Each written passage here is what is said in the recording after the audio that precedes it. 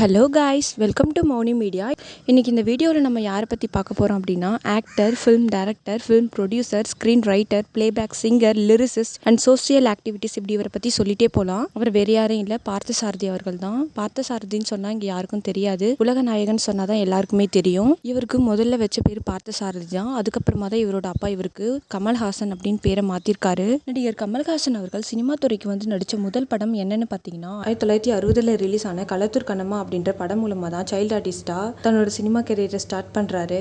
இந்த படத்துல முதல்ல நடிக்க இருந்தவர் டெய்சி ராணி அப்படின்றவங்க தான். ஆனா ஏவிஎம் மேப்பு செட்டியார் வந்து இவரோட நடிப்பை பார்த்துட்டு இவரே இந்த படத்துல சைல்டு ஆர்டிஸ்டா நடிக்க வைக்கலாம் அப்படின்னு டிசைட் பண்றாரு. அதுக்கப்புறம் இந்த படத்தை வந்து ஃபர்ஸ்ட் டைரக்ஷன் பண்றது வந்து பிரகாஷ் ராவ் அப்படின்றவர் தான். ஆனா படத்தை ஃபுல்லா எடுத்து முடிச்சது பாத்தீங்கன்னா பீம்சிங் அப்படின்றவர். இந்த படத்தை டைரக்ஷன் பண்ணிட்டு இருக்கும்போது ஒரு சில சீன்ஸை வந்து மையப்ப செட்டியார் திரும்பவும் எடுக்க சொல்லியிருப்பாரு. அதுல வந்து பிரகாஷ் ராவுக்கு விருப்பம் இல்லாததுனால, நான் எத்தனை டைம் எடுத்தாலும் உங்களுக்கு அது வந்து சாட்டிஸ்ஃபேக்ஷனா இருக்காது, அதனால நான் இந்த படத்துல இருந்து விலகிக்கிறேன் அப்படின்னு சொல்லிடுவாரு. அதுக்கப்புறமா தான் பீம்சிங் வச்சு இவர் டைரக்ஷன் பண்ணியிருப்பாரு. நடிகர் கமலஹாசன் அவர்கள் நடிச்ச முதல் படமே பயங்கர ஹிட்டான படமா மாறிச்சு. அது மட்டும் இல்லை, இதுல கமலோட நடிப்பை பலரும் பாராட்டினாங்க. இவரோட நடிப்புக்கு இவருக்கு சிறந்த குழந்தை நட்சத்திரத்துக்கான தேசிய விருதும் கிடைச்சிருக்கு. இந்த படம் பார்த்தீங்கன்னா ரிலீஸ் ஆகி 100 நாள் ஓடி வெற்றி பெற்றிருக்கு. இந்த படத்தை தெலுங்கு, ஹிந்தி, சிங்களம் அப்படின்னு வேற லாங்குவேஜஸ்லயும் இந்த படத்தை டைரக்ஷன் பண்ணியிருக்காங்க. அதுக்கப்புறம் 1962 ஒரு படம் ரிலீஸ் ஆகுது. அதுல நம்ம நடிகர் திலகம், சிம்மக்குரல் ஒன்று சிவாஜி கணேசன் அவர்களும், ஜெமினி கணேசன், சாவித்ரி, சவுகார் ஜானகி, சரோஜா தேவி இப்படி பல ஃபேமஸான ஆர்டிஸ்டும் நடிச்சிருப்பாங்க. அவங்களோட நடிகர் கமலஹாசன் அவர்களும் இந்த படத்துல குழந்தை நட்சத்திரமா நடிச்சிருப்பாரு. அதுவும் டபுள் ரோல்ல நடிச்சிருப்பாரு. அதுதாங்க பார்த்தாலே பசி தீரும் அப்படின்ற படம். இந்த படம் மிக பிரம்மாண்டமான வெற்றி படம். பாக்ஸ் ஆஃபீஸ் கலெக்ஷன்ல இந்த படம் அதிக வசூல குவிச்சிருக்கு. இந்த படத்துல ஒரு இன்ட்ரெஸ்டிங்கான விஷயம் நடந்திருக்கு. என்னன்னு பாத்தீங்கன்னா, இந்த படத்தோட டைட்டில போடும்போது அதுல ஒரு ப்ராப்ளம் ஆகிருக்கு. என்னன்னு பாத்தீங்கன்னா, சரோஜா தேவியோட பேரை வந்து ஃபர்ஸ்ட்டும் அதுக்கப்புறம் வந்து சாவித்திரியோட பேரும் போட்டிருக்காங்க. இதனால சாவித்திரிக்கு பயங்கர கோவம் வந்திருக்கு. இதை பத்தி அவங்க கிட்ட கேட்டபோது என்ன சொன்னாங்கன்னா, என் பேருக்கு பின்னாடி அவங்களோட பேரை போட்டுக்கிறதுல அவங்களுக்கு விருப்பம் இல்லை, அதனாலதான் இப்படி எல்லாம் பண்ணிருப்பாங்க அப்படின்னு சொல்லியிருக்காங்க. அது மட்டும் இல்லை, எந்த படத்துலையுமே பேர் எங்கே போடுறோம் அப்படிங்கிறதுலாம் முக்கியம் இல்லை, நம்ம நடிப்பு தான் முக்கியம் அப்படின்னு சொல்லியிருக்காங்க. அடுத்ததான் 1962 கமல்ஹாசன் அவர்களே குழந்தை நட்சத்திரமா நடிச்ச இன்னொரு மூவி ரிலீஸ் ஆகுது. ஆனால் அந்த படம் அந்த அளவுக்கு சரியா போகலை. அதுதாங்க பாத காணிக்கை அப்படின்ற படம். திரும்பவும் இவரே சைல்டு ஆர்டிஸ்டா நடிச்சு 1963 ஒரு படம் ரிலீஸ் ஆகுது. இந்த படம் கமர்ஷியல் ரீதியான ஒரு வெற்றி படம். இந்த படத்துக்கு கவியரசு கண்ணதாசன் தான் ப்ரொடக்ஷன் பண்ணியிருப்பாரு. எல்லா சாங்ஸும் இவரே தான் எழுதியிருப்பாரு. அதுதான் வானம்பாடி அப்படிங்கிற படம். இந்த மூவி பார்த்தீங்கன்னா வங்காள மொழியில் ரிலீஸ் ஆன ஷேஸ் பரிசை அப்படின்ற மூவியை பேசிக்காக வச்சு தான் எடுத்திருப்பாங்க. அடுத்ததாக வானம்பாடி மூவி ரிலீஸ் ஆன அதே வருஷத்தில் நடிகர் திலகம், எம்ஜிஆர் மற்றும் தேவிகா நடிச்சு வெளியான ஆனந்த ஜோதி அப்படின்ற படத்துலையும் கமல் சைல்டு ஆர்டிஸ்டாக நடிச்சிருப்பாரு. இந்த படம் அந்த அளவுக்கு சரியாக போகலை. ஆனால் நடிகர் தேவிகா எம்ஜிஆர் கூட சேர்ந்து நடித்தது இந்த ஒரே ஒரு படத்தில் மட்டும்தான். இப்போ நம்ம நடிகர் கமலஹாசன் அவர்களோட 25வது படம், 50வது படம், 100வது படம், இந்த மாதிரியான முக்கியமான படங்கள் என்னென்ன அப்படின்னு டீட்டெயிலாக பார்க்கலாம். நடிகர் கமலஹாசன் அவர்களோட 25வது திரைப்படம் 1975 ரிலீஸ் ஆகுது. இந்த படத்தில் சிவகுமார், ஸ்ரீபிரியா, கமலஹாசன், ஜெயசித்ரா இப்படி பலரும் நடிச்சிருப்பாங்க. ஆனால் இந்த படம் அந்த அளவுக்கு ஹிட் ஆகலை. அது தாங்க தங்கத்திலே வைரம் அப்படிங்கிற படம். அடுத்ததாக 1976 கமலஹாசன் அவர்கள் ஹீரோவாகவும், சுமித்ரா, ஸ்ரீபிரியா, பட்டாபட், ஜெயலட்சுமி இப்படி பல பேர் இந்த மூவியில் நடிச்சிருப்பாங்க. இந்த படம் பார்த்தீங்கன்னா மோகம் 30 வருஷம் அப்படிங்கிற ஒரு நாவலை பேஸ் பண்ணி எடுத்ததுனால இந்த மூவியோட டைட்டிலுக்கும் அதே பெரிய வைக்கிறாங்க. இந்த படம் பார்த்தீங்கன்னா கமல் அவர்களோட 50வது படம். இந்த படம் கமர்ஷியல் ரீதியாக வெற்றி பெற்றிருந்தாலும் மக்கள்கிட்ட அந்த அளவுக்கு பெருசாக பேசப்படலை. அதுக்கப்புறம் 1981 கமலஹாசன் அவர்களோட 100வது படம் ரிலீஸ் ஆகுது. இந்த படம் இவரோட முதல் சொந்த படமும் கூட. இந்த படத்தை பற்றி அவர்கிட்ட கேட்கும்போது அவர் என்ன சொன்னார்னா, இந்த படம் ஒரு குடும்ப படம் அப்படின்னு சொல்லியிருக்காரு. அப்படி சொன்னதுக்கு ஒரு காரணம் இருக்கு. என்னன்னு பார்த்தீங்கன்னா, இதில் அவரோட அண்ணன் சாருஹாசனும் நடிச்சிருப்பாரு. அது மட்டும் இல்லை, ஹாசன் பிரதர்ஸ் அப்படின்னு தன்னோட குடும்ப பேரில் ப்ரொடக்ஷன் கம்பெனி ஸ்டார்ட் பண்ணி ஃபர்ஸ்ட் டைம் ப்ரொடியூசராக அறிமுகமாகியிருப்பாரு. இவர் மட்டும் இல்லை, தோட்டா தரணி அப்படின்றவரும் இந்த படத்தின் மூலமாக தான் கலை இயக்குனராக அறிமுகமாகிறாரு.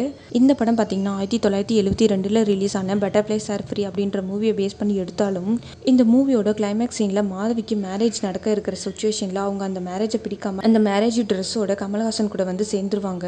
இந்த சீனை த கிராஜுவேட் அப்படிங்கிற ஒரு அமெரிக்க மூவில இருந்து தான் எடுத்திருப்பாங்க. அது மட்டும் இல்லைங்க, இந்த மூவிக்காக கமலஹாசன் அவர்கள் வயலின் வாசிக்க கத்துக்கிட்டாரு. அதுதாங்க ராஜபார்வை அப்படின்ற படம். இந்த படம் ஒரு வெற்றி படமா இல்லைனாலும் ஒரு நல்ல ரொமான்டிக் ஃபிலிமா இருந்திருக்கு. இதுல இருக்கிற ஒவ்வொரு சீனும் அவ்வளவு அழகா எடுத்திருப்பாங்க. இந்த மூவி ரிலீஸ் ஆன சமயத்துல தான் நிறைய காதல் படங்கள்லாம் ரிலீஸ் ஆச்சு. அலைகள் ஓய்வதில்லை, கிளிஞ்சல்கள் மற்றும் பயணங்கள் முடிவதில்லை இந்த மாதிரியான படங்கள் ரிலீஸ் ஆனதுனால இந்த படம் மக்கள்கிட்ட அவ்வளோவா பேசப்படாமல் போயிருக்கலாம் அப்படின்னு சொல்லப்படுது. இந்த படத்துக்காக கமலஹாசனுக்கு பெஸ்ட் தமிழ் ஆக்டருக்கான ஃபிலிம்ஃபேர் அவார்டு கிடைச்சிருக்கு. இதுவே அந்த படத்துக்கு கிடைச்ச மிகப்பெரிய வெற்றி தான்.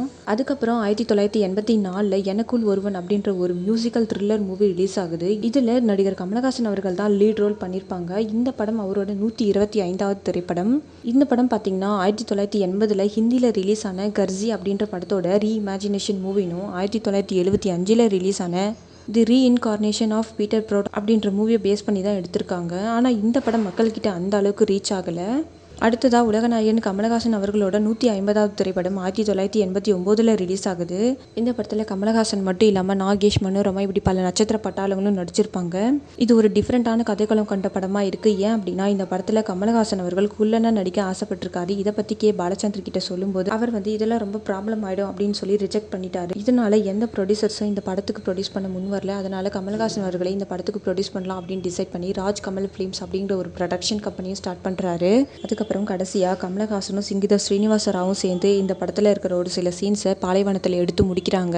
திடீர்னு ஸ்ரீனிவாச ராவ் என்ன சொல்கிறாருன்னு பார்த்தீங்கன்னா இந்த படம் சக்ஸஸ் ஆகுமா ஆகாதா அப்படின்னு நினச்சி இந்த படத்தோட டைரக்ஷனை ஸ்டாப் பண்ணிடுறாரு.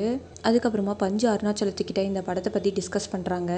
அப்போ அவர் ஒரு ஐடியா கொடுக்குறாரு. என்ன சொல்கிறாருன்னு பார்த்தீங்கன்னா இந்த படத்தில் குள்ளனா இருக்கிறவங்கள ஹீரோவாக காட்டுங்க. இந்த படத்தில் டபுள் ரோலில் கமலை நடிக்க சொல்லியிருப்பாரு. ஒன்று குள்ளன் அப்பு அப்படின்ற கேரக்டர்லையும் இன்னொன்று ராஜா அப்படின்ற ஒரு இன்னொரு ரோல்லையும் நடிக்க சொல்லி ஸ்கிரிப்டில் ஒரு சின்ன சின்ன சேஞ்சஸ் பண்ணியிருப்பாரு.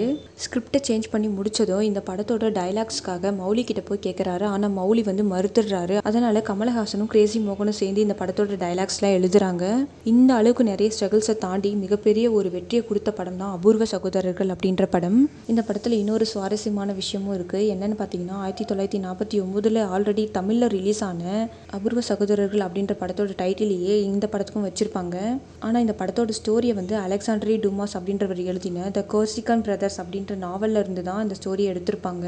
இந்த படம் மிகப்பெரிய அளவில் பேசப்பட்ட ஒரு படம். ஏன்னா இந்தியாவில் நடந்த இன்டர்நேஷனல் ஃபிலிம் ஃபெஸ்டிவலில் இந்த படத்தை டெலிகாஸ்ட் பண்ணியிருக்காங்க. அது மட்டும் இல்லை இந்த படம் தியேட்டரில் 200 டேஸ் ஓடி சாதனை படைச்சிருக்கு. பாக்ஸ் ஆஃபீஸ் கலெக்ஷன்லேயும் இந்த படம் அதிக வசூலை குவிச்சிருக்கு. சிறந்த தமிழ் திரைப்படத்துக்கான ஃபிலிம்ஃபேர் அவார்டும் இந்த படத்துக்கு கிடைச்சிருக்கு. நடிகர் திலகம் சிவாஜி கணேசனுக்கு அப்புறம் தன்னோட நடிப்பு திறமையை முழுமையாக வெளிப்படுத்தி இருக்கிறது உலகநாயகன் கமலஹாசன் அவர்கள் மட்டும்தான். இவருக்கு உலகநாயகன் என்ற பேர் சும்மா ஒன்றும் வந்ததில்ல. இவரோட நடிப்புக்கு கிடைச்ச மிகப்பெரிய வெற்றி தான் அது. இவர் பல வெற்றி படங்களை கொடுத்திருந்தாலும் இவரோட படத்தை பற்றி இவர் என்ன சொல்லியிருக்காருன்னு பார்த்தீங்கன்னா நான் நடித்த படங்கள் எல்லாமே அச்சீவ்மெண்ட்ஸ் கிடையாது, அது எல்லாமே என்னோட எக்ஸ்பீரியன்ஸ் அப்படின்னு சொல்லியிருக்காரு. என்னோட ஒவ்வொரு படத்துலேருந்து நான் ஒவ்வொரு விஷயத்தை கற்றுக்கிட்டே தான் இருப்பேன், அது என்றைக்குமே அச்சீவ்மெண்ட்ஸ் ஆகாது அப்படின்னு சொல்லியிருக்காரு. இந்த மாதிரி இவரை பற்றி சொல்லிகிட்டே போகலாம். இவர் தமிழ் சினிமாவில் மட்டும் இல்லை மற்ற லாங்குவேஜஸில் இருக்கிற மூவிஸ்லேயும் பல வெற்றி படங்களை கொடுத்துருக்காரு. இவரோட சினிமா துறையில் இவரோட பங்களிப்பை பற்றி சொல்கிறதுக்கு வார்த்தையே இல்லைன்னு கூட சொல்லலாம். அந்த அளவுக்கு அந்த படத்தில் வர ஒவ்வொரு கேரக்டரையும் அவர் ரொம்ப ரசித்து பண்ணியிருப்பார். இவரோட நடிப்பு திறமைக்காக இவருக்கு பல விருதுகள் கிடைச்சிருந்தாலும் தாதா சாஹேப் பால்கே விருது இவருக்கு இன்னும் கிடைக்கல. இதை பற்றி நீங்கள் என்ன நினைக்கிறீங்கன்னு கமெண்ட்டில் சொல்லுங்கள். இந்த மாதிரியான அடுத்தடுத்த தகவல்களுக்கு எங்கள் மௌனி மீடியா சேனலை ஃபாலோ பண்ணுங்கள். தேங்க்யூ. அவர் வேறு யாரும் இல்லை, பார்த்தசாரதி அவர்கள் தான். பார்த்தசாரதின்னு சொன்னால் இங்கே யாருக்கும் தெரியாது. உலகநாயகன் சொன்னால் தான் எல்லாருக்குமே தெரியும். இவருக்கு முதல்ல வச்ச பேர் பார்த்தசாரதி தான். அதுக்கப்புறமா தான் இவரோட அப்பா இவருக்கு கமல்ஹாசன் அப்படின்னு பேரை மாற்றிருக்காரு.